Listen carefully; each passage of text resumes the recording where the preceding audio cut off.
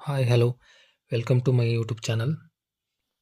ಈ ಒಂದು ವಿಡಿಯೋದಲ್ಲಿ ಯಾವುದೇ ಒಂದು ನಿವೇಶನ ಅಥವಾ ಖಾಲಿ ಜಾಗಗಳು ಅಥವಾ ಅಪಾರ್ಟ್ಮೆಂಟ್ಗಳಲ್ಲಿ ಪ್ಲಾಟ್ಗಳನ್ನು ಖರೀದಿಸುವ ಮುನ್ನ ಯಾವ ಅಂಶಗಳನ್ನು ಹಾಗೆ ಯಾವ ದಾಖಲೆಗಳನ್ನು ಯಾವ ರೀತಿ ಪರಿಶೀಲಿಸಬೇಕು ಎಂಬುದರ ಬಗ್ಗೆ ಸಂಕ್ಷಿಪ್ತವಾಗಿ ತಿಳಿಯೋಣ ಬನ್ನಿ.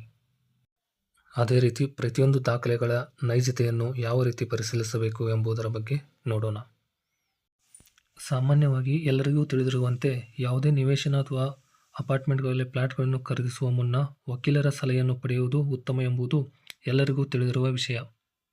ಇದರ ಜೊತೆಗೆ ಸಿವಿಲ್ ಇಂಜಿನಿಯರ್ಸ್ ಅಥವಾ ಪ್ರಾಪರ್ಟಿ ವ್ಯಾಲ್ಯೂಯೇಟರ್ಸ್ ಅವರ ಸಲಹೆಯನ್ನು ಪಡೆಯುವುದು ಅತಿ ಮುಖ್ಯ ಎಂಬುದು ತುಂಬ ಜನರಿಗೆ ಗೊತ್ತಿರದ ವಿಷಯ. ಹಾಗಾದರೆ ಬನ್ನಿ, ಯಾವುದೇ ಒಂದು ನಿವೇಶನವನ್ನು ಖರೀದಿಸುವ ಮುನ್ನ ವಕೀಲರು ಹಾಗೂ ಪ್ರಾಪರ್ಟಿ ವ್ಯಾಲ್ಯೂಯೇಟರ್ ಇವರ ಮಹತ್ವದ ಬಗ್ಗೆ ತಿಳಿಯೋಣ. ಕಾನೂನಿನ ಪ್ರಕಾರ ಯಾವುದೇ ಒಂದು ನಿವೇಶನವನ್ನು ಖರೀದಿಸುವ ಮುನ್ನ ಪರಿಶೀಲಿಸಬೇಕಾದ ದಾಖಲಾತಿಗಳಲ್ಲಿ ಮೊದಲನೆಯದು 13-year title flow by way of registered title documents.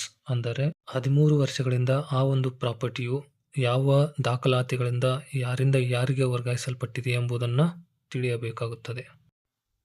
ಎರಡನೆಯ ದಾಖಲಾತಿ ಎನ್ಕಂಬರೆನ್ಸ್ ಸರ್ಟಿಫಿಕೇಟ್ ಅಥವಾ ಋಣಭಾರ ಪ್ರಮಾಣ ಪತ್ರ. ಹೇಗೆ ನಮ್ಮ ಬ್ಯಾಂಕ್ ಅಕೌಂಟ್ಗಳಿಗೆ ಪಾಸ್ಬುಕ್ ಅಥವಾ ಸ್ಟೇಟ್ಮೆಂಟ್ ಆಫ್ ಅಕೌಂಟ್ ಇರುವುದೋ ಅದೇ ರೀತಿ ಈ ಎನ್ಕಂಬರೆನ್ಸ್ ಸರ್ಟಿಫಿಕೇಟ್ ಕೂಡ ಕಾರ್ಯನಿರ್ವಹಿಸುತ್ತದೆ. ಅಂದರೆ ಯಾವುದೇ ಒಂದು ನಿವೇಶನವು ಯಾರಿಂದ ಯಾರಿಗೆ ವರ್ಗಾವಣೆಯಾಗಿದೆ, ಯಾವ ವರ್ಷದಲ್ಲಿ ವರ್ಗಾವಣೆಯಾಗಿದೆ ಹಾಗೂ ಆ ದಾಖಲಾತಿಯ ಸಂಖ್ಯೆ ಮುಂತಾದ ವಿಷಯಗಳನ್ನು ಈ ಒಂದು ಎನ್ಕಂಬರೆನ್ಸ್ ಸರ್ಟಿಫಿಕೇಟ್ ಹೊಂದಿರುತ್ತದೆ. ಅದರಂತೆ ಪ್ರಸ್ತುತ ಮಾಲೀಕರ ಹೆಸರಿಗೆ ಇರುವ ಈ ಖಾತಾ ಮತ್ತು ಪ್ರಸ್ತುತ ವರ್ಷದ ಟ್ಯಾಕ್ಸ್ ಪೇಡ್ ರೆಸಿಪ್ಟ್ಗಳನ್ನು ಪರಿಶೀಲಿಸಬೇಕಾಗುತ್ತದೆ.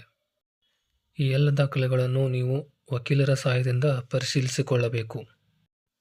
ಅದೇ ರೀತಿ ಕಟ್ಟಡ ನಿರ್ಮಾಣದ ಅನುಮತಿ ಪತ್ರ, ಅದರಂತೆ ದಾಖಲಾತಿಗಳಲ್ಲಿ ಇರುವ ವಿಳಾಸ ಹಾಗೂ ನಿವೇಶನದ ವಿಳಾಸ ಸರಿಯಾಗಿದೆಯೇ ಇಲ್ಲವೋ ಎಂಬುದನ್ನು ಪ್ರಾಪರ್ಟಿ ವ್ಯಾಲ್ಯೂಯೇಟರ್ಗಳಿಂದ ಪರಿಶೀಲಿಸಿಕೊಳ್ಳಬೇಕು.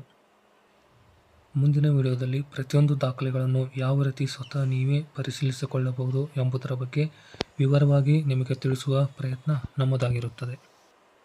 ಈ ಒಂದು ವಿಡಿಯೋ ನಿಮಗೆ ಇನ್ಫಾರ್ಮೇಟಿವ್ ಅನಿಸಿದ್ದರೆ ಈ ಒಂದು ವಿಡಿಯೋವನ್ನು ಲೈಕ್ ಮಾಡಿ, ಶೇರ್ ಮಾಡಿ ಹಾಗೂ ಸಬ್ಸ್ಕ್ರೈಬ್ ಮಾಡಿ. Thank you.